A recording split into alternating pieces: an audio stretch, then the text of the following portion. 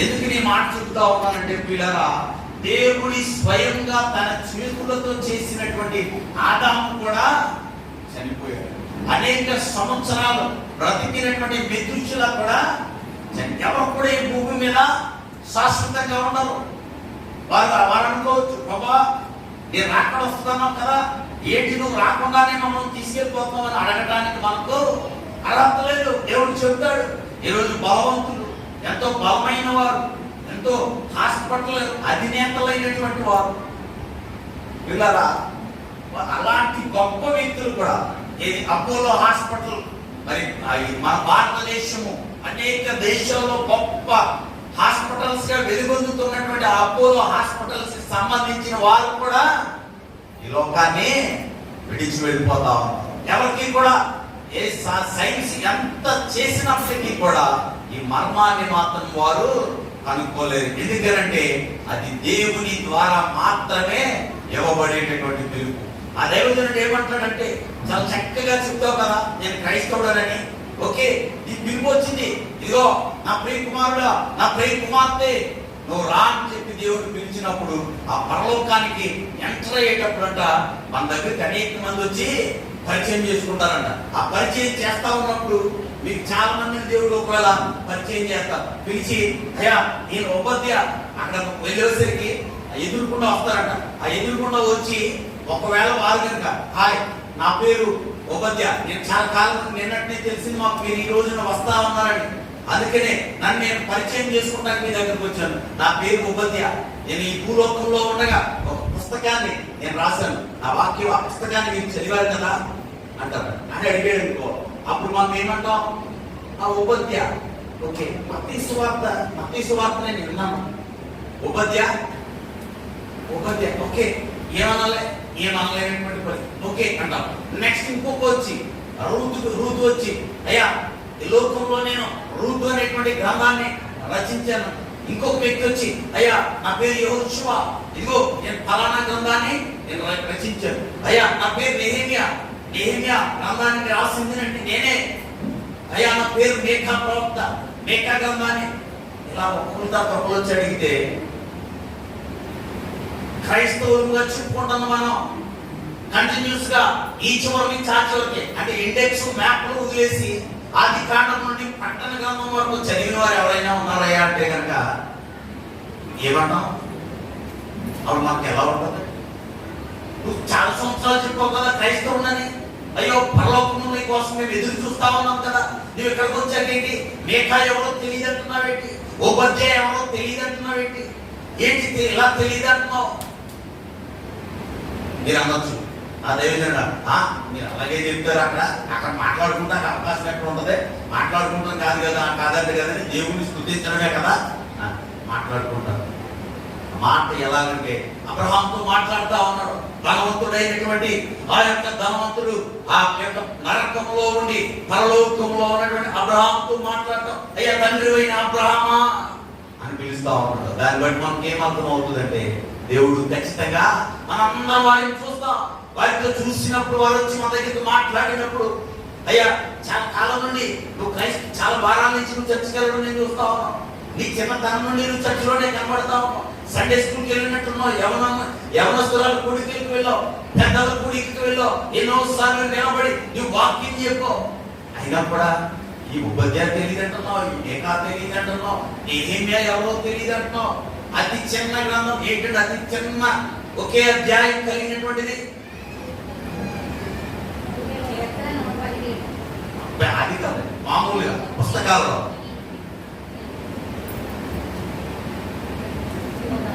ఒకే ఒక అధ్యాయం కలిగి అతి చిన్న.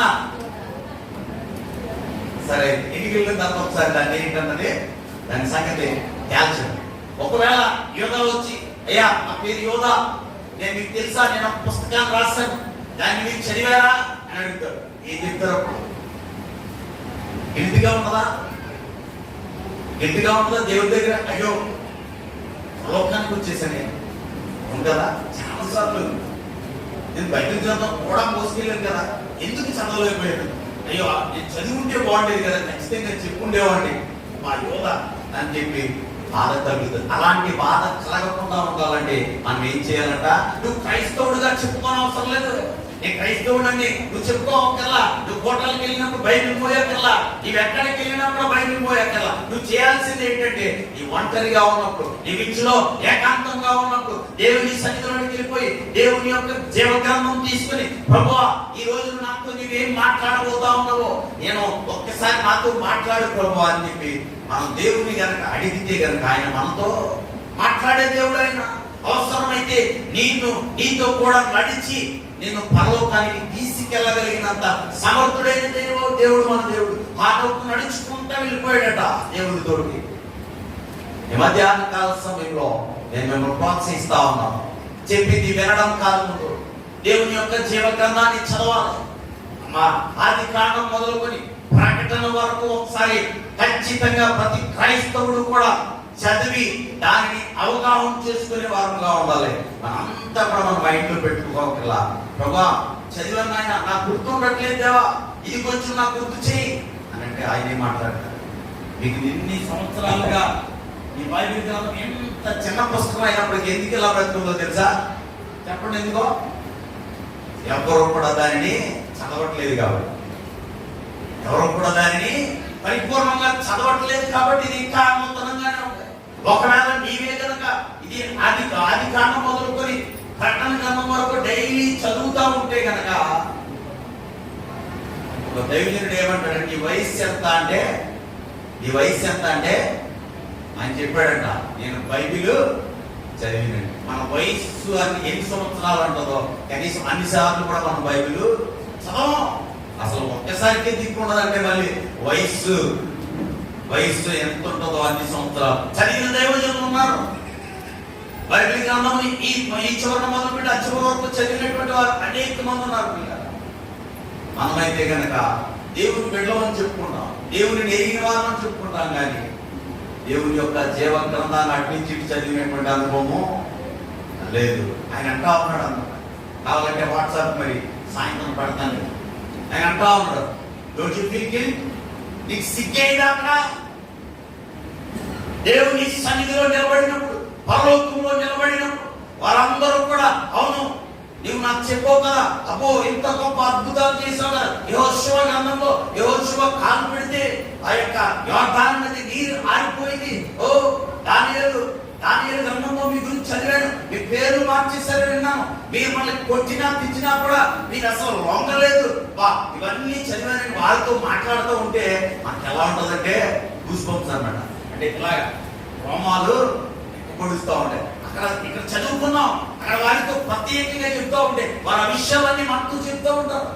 ఆ ఉపత్య వచ్చి చెప్తూ ఉంటారు, ఉపత్య ఎలా జరిగింది, మేకాయ ఎలా చెప్తూ ఉంటారు. ఇంకా అనేకమైనటువంటి చిన్న చిన్న గ్రంథాలు రాసిన వారందరూ చెబుతూ ఉంటే మనకి ఎలా ఉంటుందంటే అవన్నీ చదివిగా మనం వెళ్ళిపోతే వారితో కలిసి ఆనందించేవారు. మనకు తెలియని విషయంలో ఫర్ ఎగ్జాంపుల్ నేను ఇక్కడికి వచ్చానండి, నేను ఏ తమిళో హిందీయో ఏదో అనుకోండి, నేను మాట్లాడుతూ ఉన్నాను, మీకు ఎలా ఉంటుంది? ఎవరు తీసుకొచ్చినాడు వీడు లేదా వీడికి ఎంత పడాయమ్మా ఎందులో మాట్లాడుతున్నాడో అని అంటావా అమ్మా? ఎలా ఉంటుంది? ఇక్కడ మాట్లాడుతుంది వేరే భాష, అలాగే ఉంటుంది అంట పరలోకం. దేవుని యొక్క వాళ్ళు వచ్చి మాట్లాడుతూ ఉంటారు. వాళ్ళు వచ్చి మాట్లాడుతుంటే మనకి ఏమర్థం? అయ్యో ఇది ఇప్పుడు నేను చూశాను, అయ్యో ఇది చదవలేదే అని చెప్తే సిగ్గు. కాబట్టి అక్కడ ఏం చేయాలి? మనం తలా ఉంచుకునేవారు. అందుకని ఇక్కడ అపోస్తలుడైన పౌలు గారు ఈ ఏథెన్స్ నగరంలో ఉన్నటువంటి ఈ ప్రాంతంలో ఉన్నటువంటి వారు ఎలా ఉన్నారంటే, నేటి క్రైస్తవ సంఘాలు కూడా, నేటి క్రైస్తవ సమాజంలో, నేటి క్రైస్తవ బోధకులు కూడా ఎలా ఉన్నారంటే, ఏదో తెలియనటువంటి కొత్త మర్మము మీకు చెప్పాలి. నేను ఒక గొప్ప మర్మం చెప్తానంటారు. ఏముంది మర్మం? ఏముంది?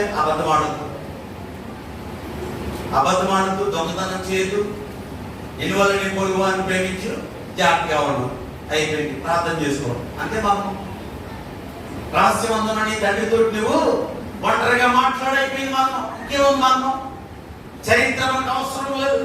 ఒకవేళ తెలుసుకున్నా మనకు తెలుసుకుంటే సరిపోద్ది, కానీ చరిత్ర తెలుసుకున్నంత మాత్రాన మనం పరలోక రాజ్యము వెళ్ళాం. నీవు నేను పరలోక రాజ్యంగా వెళ్ళాలంటే కనుక దేవుడు ఇచ్చినటువంటి కొన్ని ఆజ్ఞలు ఉన్నాయి. ఆ ఆజ్ఞలు మాత్రం పాటిస్తే సరిపోతాడ.